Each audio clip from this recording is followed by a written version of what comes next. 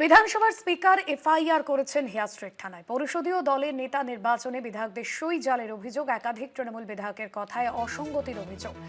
বিশেষ প্রতিনিধি দেবজ্যোতি ঘোষ রয়েছেন আমাদের সঙ্গে ফোন লাইনে। দেবজ্যোতি, কি জানা যাচ্ছে বিষয়? দেখো, বেশ কয়েকদিন ধরে জটিলতা চলছিল। তৃণমূল কংগ্রেসের পক্ষ থেকে শোভনদেব চট্টোপাধ্যায়কে বিরোধী দলনেতা করা এবং তাদের ঘর দেয়া নিয়ে সেখানে যে সিগনেচার করা চিঠি জমা পড়েছে, সেখানে 68 থেকে 69 জনের সই সম্বলিত একটি চিঠি, সেখানে শোভনদেব চট্টোপাধ্যায়কে বিরোধী দলনেতা করা হয়েছে। সেই চিঠি স্পিকারের সচিবের কাছে পৌঁছায় এবং তারপরে সেই সই নিয়ে বেশ কিছু জটিলতা তৈরি হয়। তারপর স্পিকার এফআইআর করেন তিনি হেয়া স্ট্রিট থানাতে। তারপর হেয়া স্ট্রিট থানার পক্ষ থেকে বিভিন্ন জায়গাতে তদন্ত করে এবং পথে নামে সিআইডি। তারা ইতিমধ্যেই বেশ কয়েকজন বিধায়কের সঙ্গে কথা বলতে গিয়ে সেখানে কেঁচো খুলতে গিয়ে কেউটে বেরিয়ে আসে।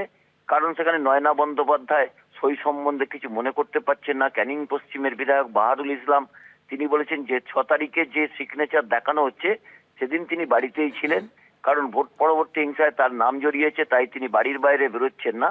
কিন্তু যে সই সম্বলিত চিঠি বিধানসভার সচিবের কাছে পৌঁছেছে সেখানেও বাহাদুল ইসলামের সই ছিল।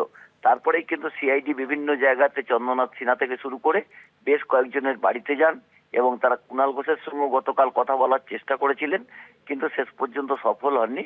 সেই জায়গাতেই অত্যন্ত গুরুত্বপূর্ণ, তাহলে কি বিধানসভার যে পরিষদীয় দল তৃণমূল কংগ্রেসের তাদের যে বেশ কয়েকজন বিধায়কের সই কি জাল করে চিঠি জমা দেওয়া হয়েছে, যেখানে 30 জন বিধায়কের সই জমা দেওয়া হলেই তারা কিন্তু বিরোধী দলের মর্যাদা পেতে পারেন।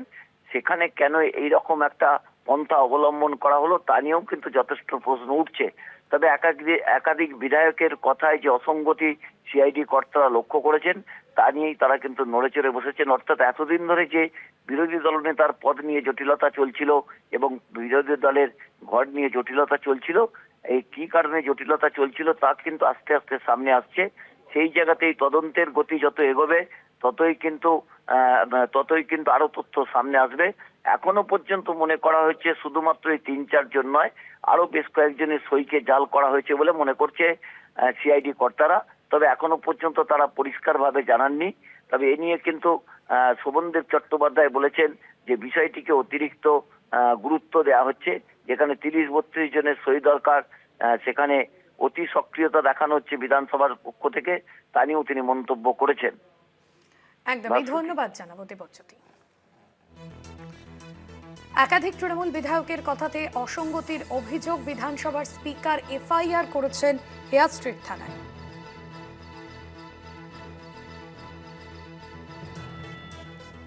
গতকাল নয়না, কুণাল এবং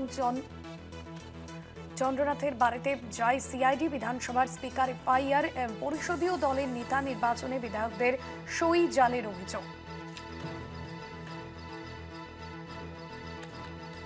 বিধানসভার স্পিকার এফআইআর করেছেন, সিআইডি হস্তরেখা বিশারদের সাহায্য নিচ্ছে। বৃহস্পতিবার নয়না, কুণাল এবং চন্দ্রনাথের বাড়িতে যায় সিআইডি।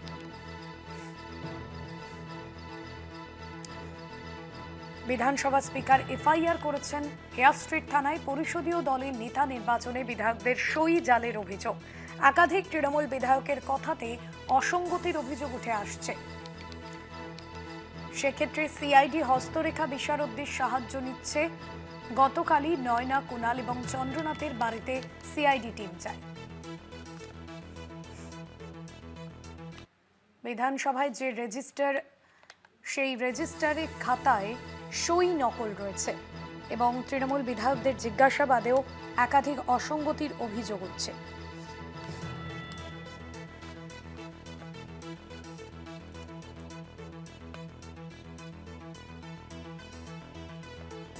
বিধানসভা স্পিকার এফআইআর করেছেন হেয়া স্ট্রিট থানায় এবং সেই এফআইআর ভিত্তিতে পরিষদীয় দলের নেতা নির্বাচনে যে জাল সই সামনে এসেছে। গতকালই প্রথমে সিআইডি টিম যায় চৌরঙ্গীর বিধায়ক নয়না বন্দ্যোপাধ্যায়ের বাড়িতে এবং সেখান থেকেই তৃণমূল বিধায়ক কুণাল ঘোষের বাড়িতেও পৌঁছয় সিআইডি।